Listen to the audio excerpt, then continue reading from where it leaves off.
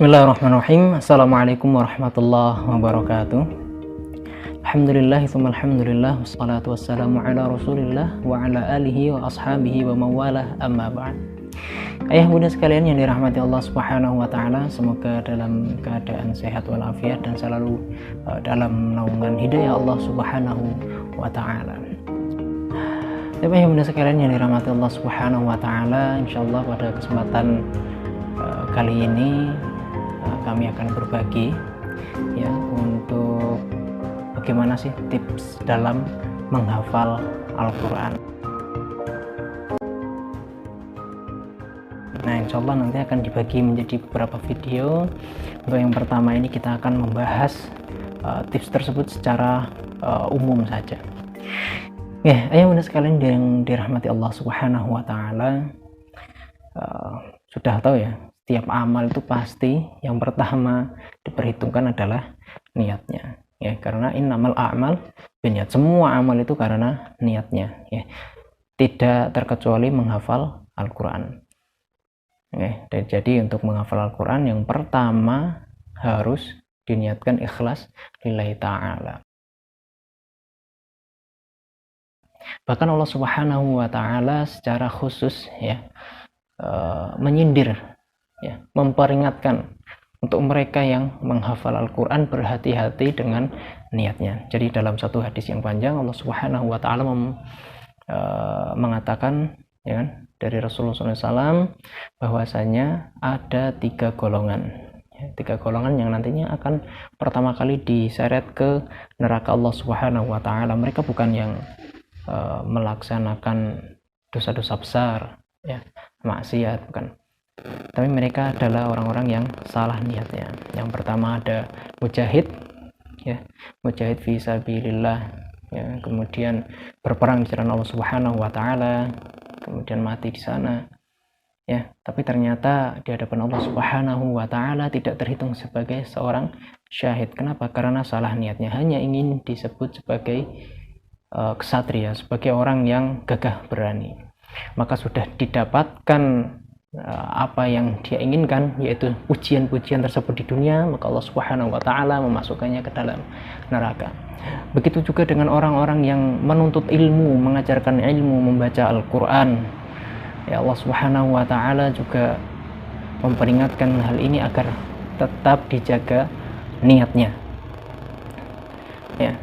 Jadi yang kedua itu golongan yang kedua adalah tadi penuntut ilmu, mengajarkannya, dan juga yang membaca Al-Quran ya, tapi karena mereka hanya ingin disebut sebagai alim ya, sebagai qari, dan itu Allah Subhanahu wa ta'ala sampaikan itu sudah didapatkan di dunia, sebutan-sebutan seperti itu, dan sekarang silakan masuk neraka. Dan yang ketiga adalah orang yang jawad ya, banyak dermawan, tapi karena ingin dikatakan wahai dermawan ya kan, jawad ya, karena salah niatnya itu, maka sama seperti dua golongan sebelumnya diperintahkan Allah Subhanahu wa ta'ala masuk ke dalam neraka, karena gelar-gelar tersebut sudah didapatkan di dunia.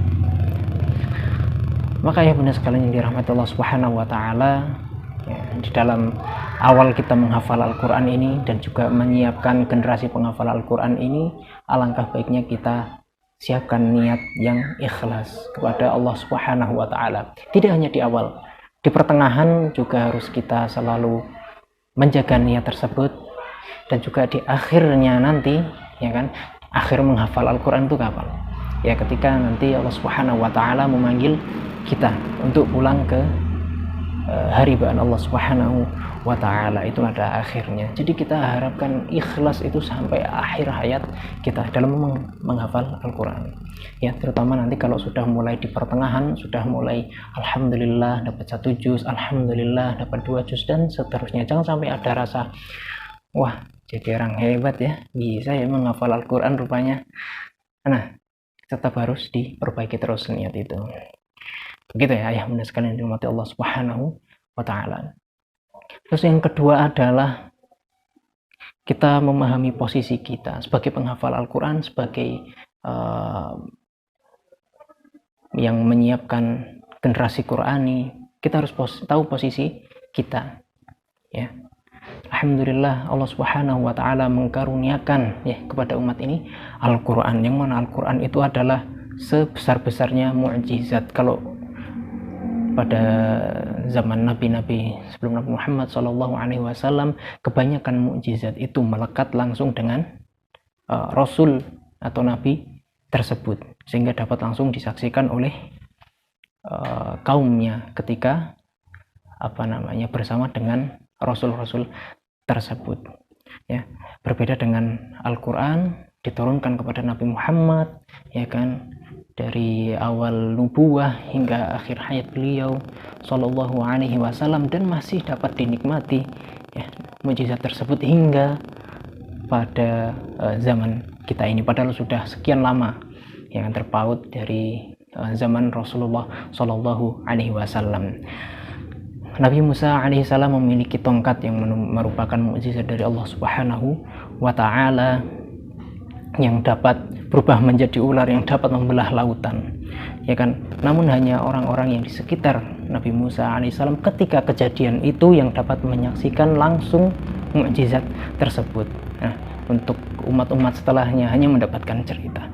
Namun dengan Al-Qur'an, ya kan, kita bisa melihat langsung bahwa ini adalah mukjizat dari Allah Subhanahu wa taala, yang dari pertama diturunkan Allah Subhanahu wa taala hingga sekarang ini masih terjaga otentiknya.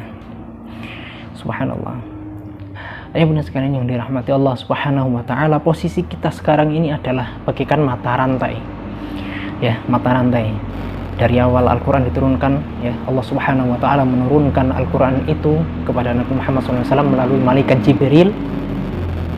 Terus kemudian Rasulullah disampaikan wahyu tersebut, wahyu Al-Quran, dan disampaikan kepada sahabatnya, terus kemudian kepada para tabi'in hingga pada masa kita. Dan kita tidak mengetahui setelah masa kita, setelah periode kita ini masih seberapa banyak lagi ya masa-masa atau zaman-zaman yang akan ada sampai hari kiamat nanti. Jadi posisi kita seperti mata rantai, ya, seperti mata rantai, ya. Di bawah kita masih, wallahu a'lam, masih ada berapa mata rantai, gitu. Kita harus jadi mata rantai yang kuat, betul. Kita harus menjadi mata rantai yang kuat.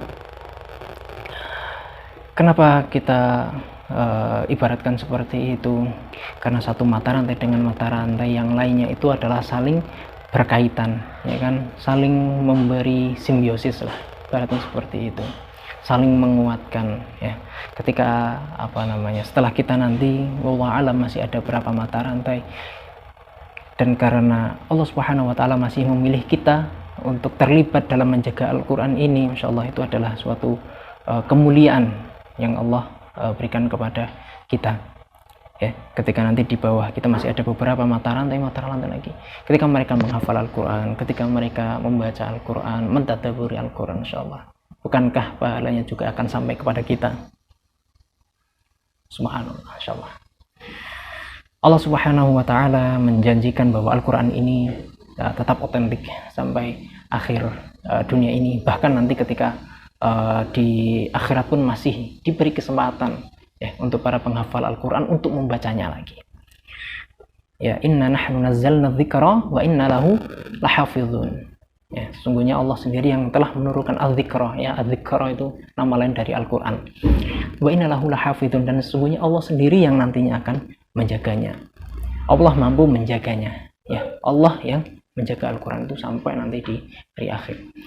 Tapi Allah Subhanahu wa taala memilih kita. Masya Allah, memilih kita. Siapa kita? Kita ini orang biasa, ya kan? Masya Allah. Tapi Allah masih memilih kita untuk terlibat langsung tadi menjadi salah satu mata rantainya.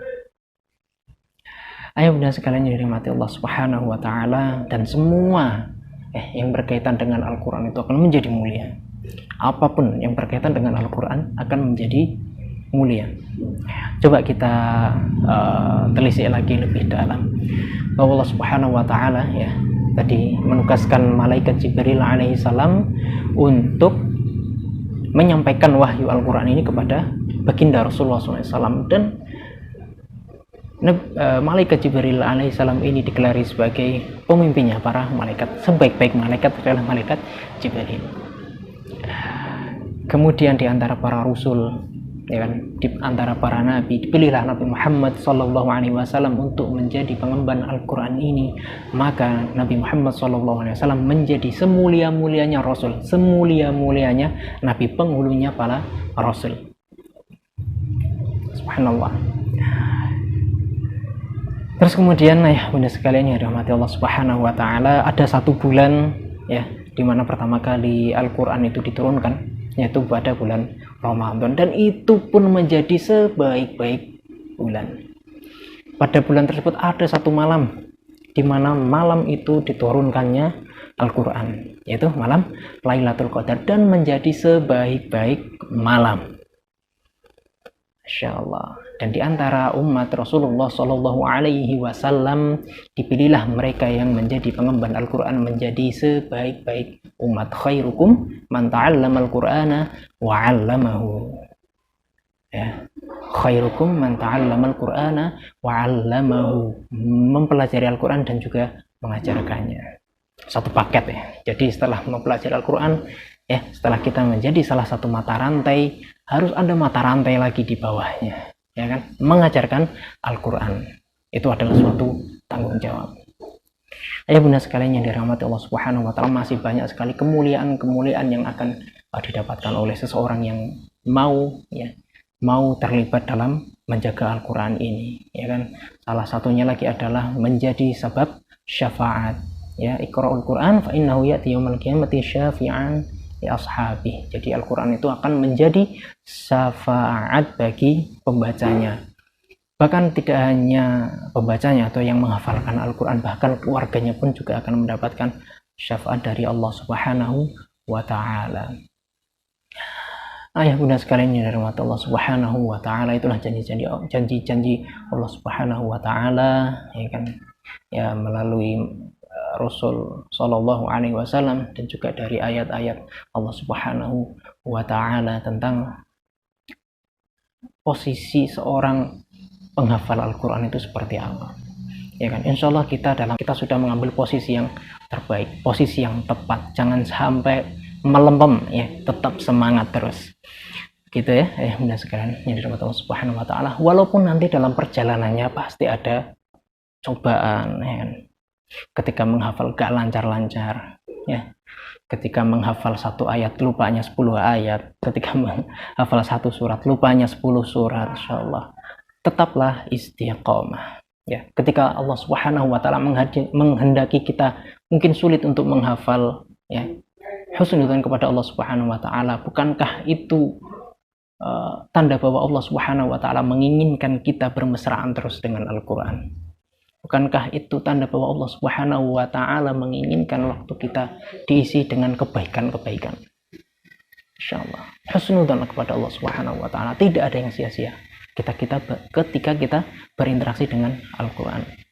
Ketika kita diberi kemudahan untuk menghafal Al-Quran, ya kan, satu hari bisa hafal 1 juz, Masya Allah, tidak menutup kemungkinan kita husnudzan kepada Allah Subhanahu wa ta'ala. Masya Allah, Allah memberikan karunia begitu besar.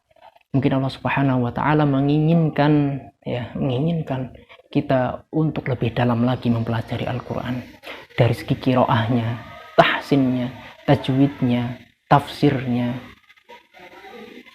insyaallah hukum-hukum yang ada di dalamnya.